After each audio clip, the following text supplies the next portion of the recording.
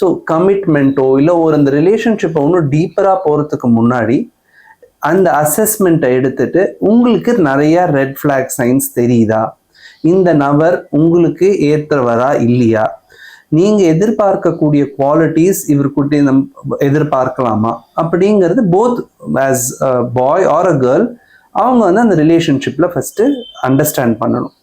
அந்த level of understanding வந்ததுக்கு அப்புறம் ஒரு ரிலேஷன்ஷிப்பை ஃபர்தரா எடுத்துட்டு போறதா இல்லையாங்கிறத டிசைட் பண்றது நல்லது. பட் அது மீறி நம்ம ஒரு லெவல்ல ரீச் ஆகிட்டோம், அந்த அசஸ்மெண்ட் எங்களால பண்ண முடியல, இல்லை அந்த அசஸ்மெண்ட்டை தப்பா அண்டர்ஸ்டாண்ட் பண்ணிக்கிட்டேன், இப்போதான் என்னோட ட்ரூ செல்ஃப் தெரியுது அப்படின்னு வரும்போது யாருக்குமே ஒரு டாக்ஸிசிட்டியை டாலரேட் பண்ணிட்டு போகணும் அப்படிங்கிற ஒரு சுச்சுவேஷன் இருக்கக்கூடாது. அது நார்மல் கிடையாது. ஸோ 2 ஆப்ஷன் இருக்கு.